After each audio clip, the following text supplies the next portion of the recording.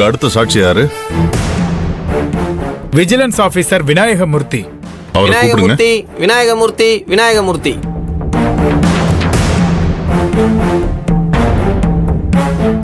வணக்கம் சார். உங்க பேரு? விநாயகமூர்த்தி சார். நீங்க தானே குற்றம் சாட்டப்பட்ட ஈஸ்வரி வீட்ல சோதனை பண்ணீங்க? ஆமா. அப்போ அங்க என்ன நடந்துச்சுன்னு சொல்ல முடியுமா? சொல்றேன் சார்.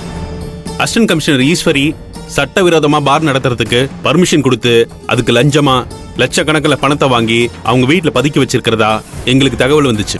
இந்த தகவலை அடிப்படையா வச்சு கல்யாண மண்டபத்தில் ஈஸ்வரியை மீட் பண்ணி நாங்க விசாரிச்சோம். அடுத்த கட்ட நடவடிக்கையா அவங்கள கல்யாண மண்டபத்தில இருந்து நேரா அவங்க வீட்டுக்கு கூட்டிட்டு போய் அவங்க வீட்டில் சோதனை போட்டோம். அப்படி சோதனை போட்டதுல அவங்க ஹஸ்பண்ட் ரூம்ல இருந்து கட்டுக்கட்டா பணம் இருந்ததை கண்டுபிடிச்சோம். அந்த பணம் எப்படி வந்துச்சுன்னு ஈஸ்வரி கிட்ட விசாரிச்சோம். அந்த பணம் எப்படி வந்துச்சுன்னு அவங்களுக்கு தெரியாதுன்னு வழக்கமா இந்த மாதிரி சிச்சுவேஷன்ல மாட்டிக்கிற குற்றவாளி எல்லாம் சொல்ற அதே பதில தான் இவங்களும் சொன்னாங்க. அந்த பணத்துக்கு முறையான கணக்கு வழக்கு எதுவுமே இல்ல. அவங்களால அதை காட்டவும் முடியல.